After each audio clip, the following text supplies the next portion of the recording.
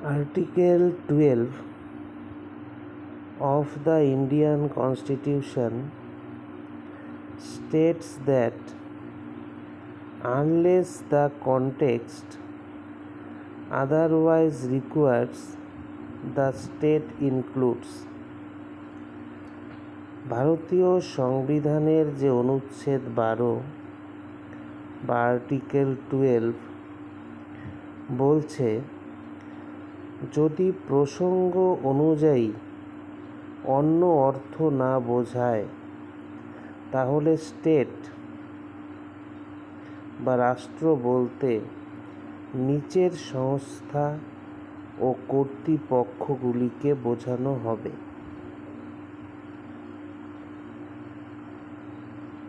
Unless the context otherwise requires, এটার মানে হচ্ছে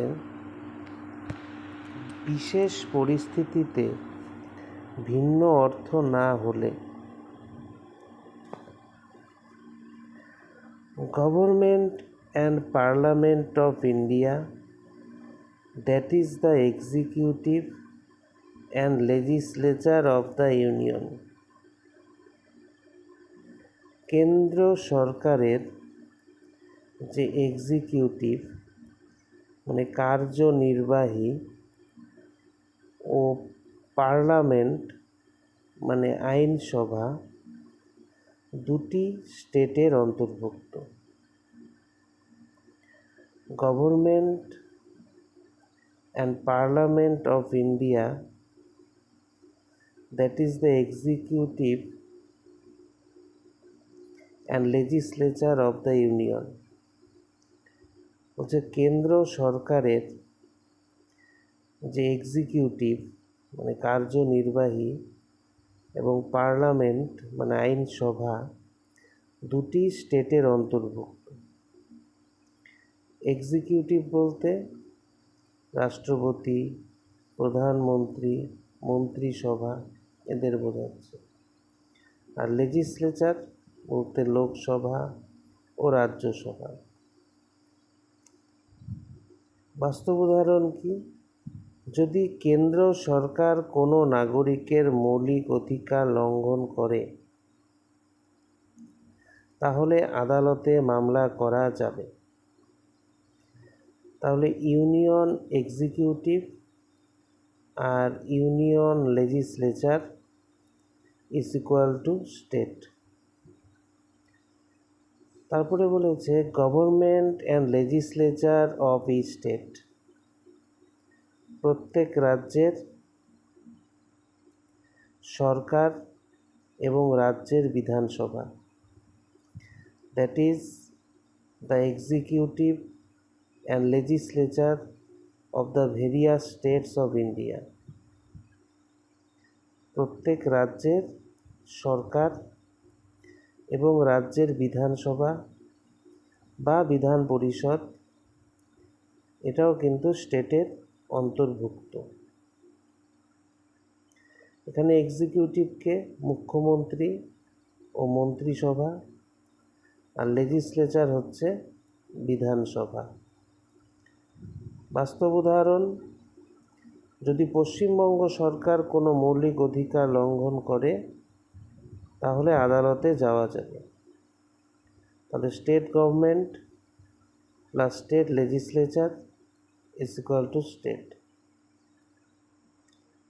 All the local authorities such as municipalities, panchayats, district boards, port and improvement trusts etc.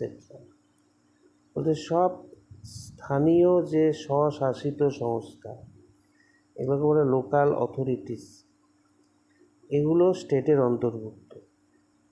যেমন পৌরসভা municipality, panchayat, জেলা board, port trust, improvement trust, এগুলো সব স্থানীয় স্বশাসিত সংস্থা, এগুলো সবই লোকাল অথরিটিস, এগুলো স্টেটের অন্তর্ভুক্ত। অর্থাৎ যদি কোনো পৌরসভা বৈষম্যমূলক আচরণ করে তাহলে তার বিরুদ্ধে মৌলিক অধিকার লঙ্ঘনের মামলা করা যায়। অর্থাৎ local authorities is equal to state. All other authorities that are present in Indian territory or are operating under the supervision of the Government of India, that is statutory or non-statutory authorities like LIC, ONGC, SAIL, etc. হচ্ছে ভারতের মধ্যে থাকা বা ভারত সরকারের নিয়ন্ত্রণে পরিচালিত অন্যান্য যে সমস্ত কর্তৃপক্ষ আদার অথরিটিস সেগুলো স্টেটের অন্তর্ভুক্ত। এগুলোর মধ্যে রয়েছে একটা স্ট্যাটুটরি অথরিটি, আইন দ্বারা গঠিত অথরিটি, আর একটা নন স্ট্যাটুটরি অথরিটি। যেমন LIC, life insurance corporation of India, ONGC, oil and natural gas corporation, SAIL, steel authority of India limited. তাহলে আদার যে সমস্ত অথরিটিসগুলো আছে সেগুলো কিন্তু আর্টিকেল 12-এর সবচেয়ে গুরুত্বপূর্ণ অংশ।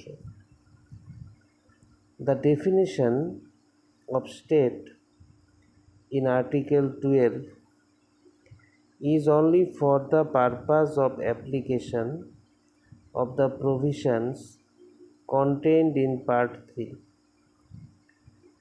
Article 12-এ স্টেটের এই সংজ্ঞা শুধুমাত্র পার্ট 3, এখানে ফান্ডামেন্টাল রাইটস আছে, তার ক্ষেত্রে প্রযোজ্য। অর্থাৎ মৌলিক অধিকার কার বিরুদ্ধে প্রয়োগ করা যাবে তা বোঝানোর জন্য এই সংজ্ঞা। তাহলে আর্টিকেল 12 শুধুমাত্র পার্ট 3 এর জন্য।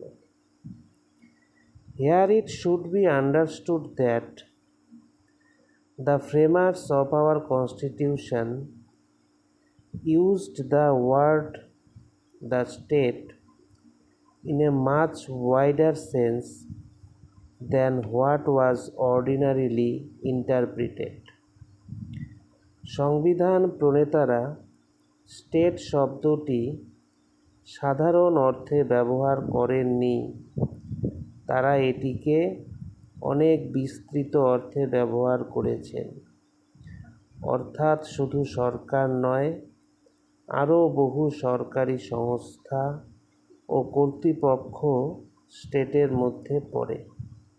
তাহলে স্টেট মানে শুধু সরকার নয়, স্টেট অনেক বিস্তৃত ধারণা।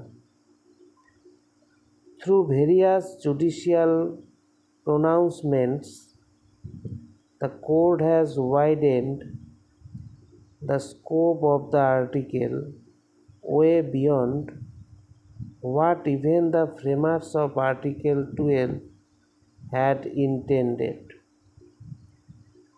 বিভিন্ন আদালতের রায়ের মাধ্যমে আর্টিকেল 12-এর পরিধি আরও বিস্তৃত হয়েছে।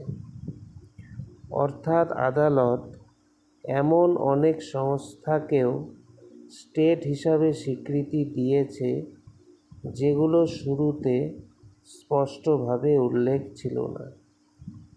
তাহলে জুডিশিয়ারি কী করেছে? আর্টিকেল 12-এর স্কোপ আরও বাড়িয়েছে।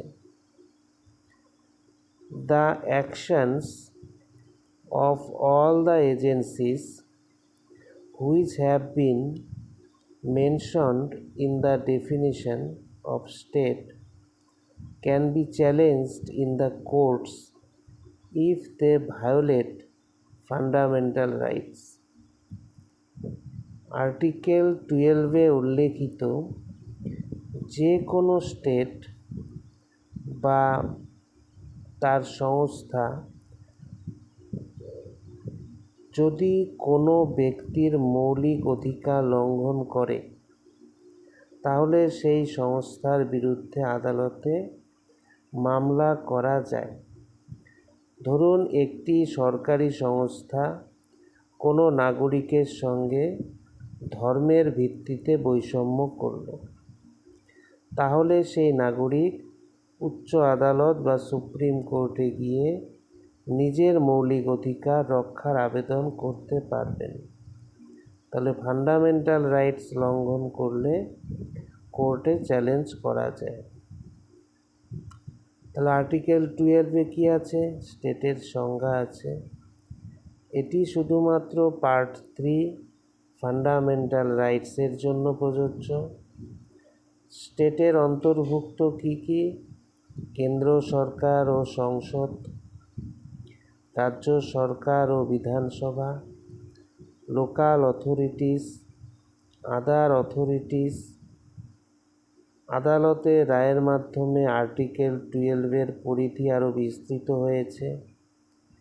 স্টেট যদি ফান্ডামেন্টাল রাইটস লঙ্ঘন করে তাহলে আদালতে চ্যালেঞ্জ করা যায়।